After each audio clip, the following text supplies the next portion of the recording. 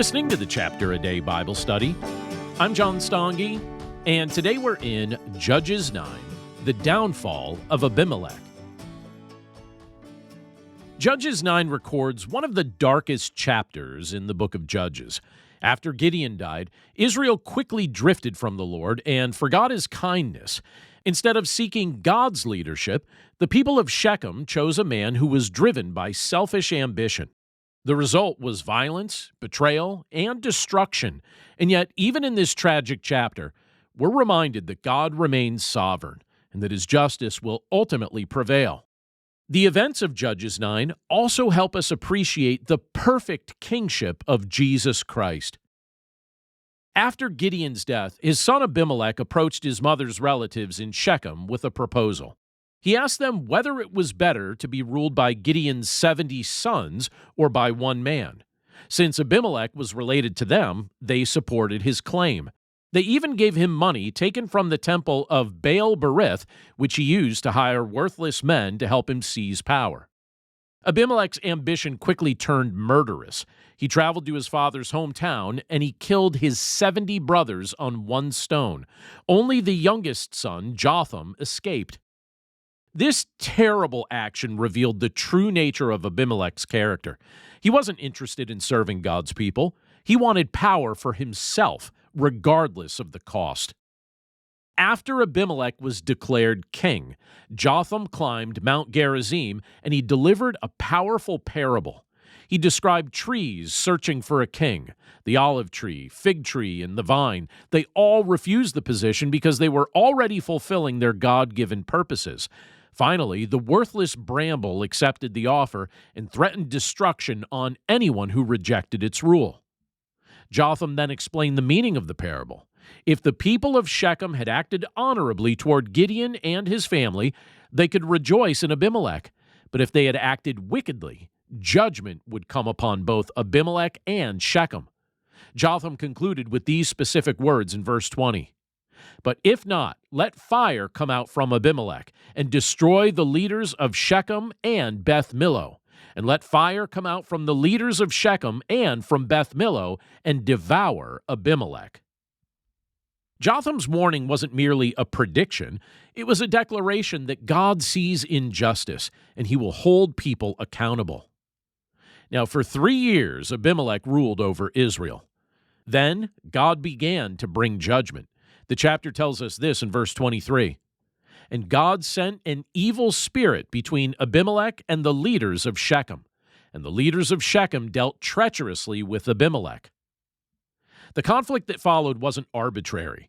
God was actively working to bring justice for the murder of Gideon's sons. The Lord hadn't forgotten what had happened.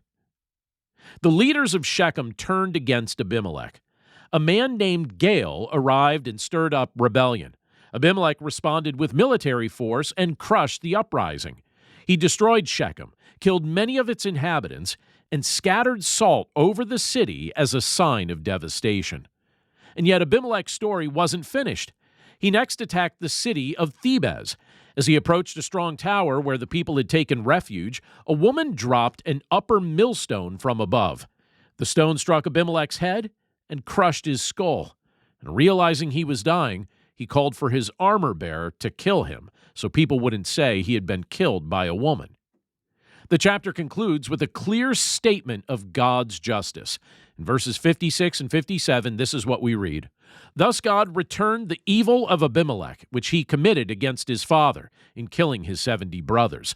And God also made all the evil of the men of Shechem return on their heads.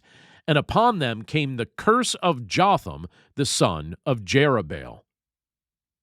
The main lesson of Judges 9 is that sinful ambition leads to destruction. Abimelech wanted the crown, but he didn't want the responsibility of honoring God or serving others. He sought power through manipulation and violence and fear. His life stands as a warning against the pride that seeks personal advancement at the expense of righteousness. This chapter also reveals God's commitment to justice. For a time, it may have appeared that Abimelech had succeeded. He eliminated his rivals, gained political support, and he secured a throne. But God's timetable is different from ours. 3 years passed before judgment came, and yet it came exactly as God intended. Many people become discouraged when evil appears to prosper. Judges 9 reminds us that God sees everything. No act of wickedness escapes his notice. His justice may seem delayed, but it's never absent. Now, most importantly, Judges 9 points us toward Jesus by showing us the kind of king humanity desperately needs. Abimelech was a self-appointed king who gained power through bloodshed. Jesus is the rightful king who shed his own blood to save his people. Abimelech killed his brothers to establish his kingdom. Jesus calls his brothers and sisters into his kingdom through grace and sacrifice. Abimelech ruled through fear and selfish ambition. Jesus rules through righteousness, love, and perfect wisdom. Abimelech brought destruction upon those under his authority. Jesus brings life, peace, and eternal security to everyone who trusts in him. The contrast in this chapter couldn't be greater. Judges 9 shows the tragedy of human leadership corrupted by sin. The chapter exposes what happens when people reject God's ways and follow ambitious leaders who seek their own glory. But in Jesus, we see the exact opposite. He's the humble king who came not to be served, but to serve, and to give his life as a ransom for many. When we read a chapter like Judges 9, we're reminded not to place our hope in human leaders or institutions or our own personal ambition. Our hope rests in Christ alone. He is the king who never abuses his authority and never acts unjustly and never fails his people. While earthly rulers rise and fall, Jesus reigns forever, and his kingdom will never end. Thanks again for listening to today's episode of the Chapter a Day Bible Study. For more resources to help you in your walk with Christ and your understanding of the Bible, please visit my website at BibleStudyHeadquarters.com.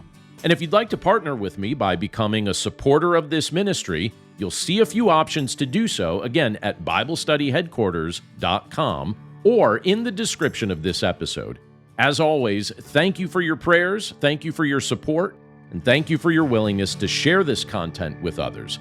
Have a great day, and I'll see you again right here tomorrow.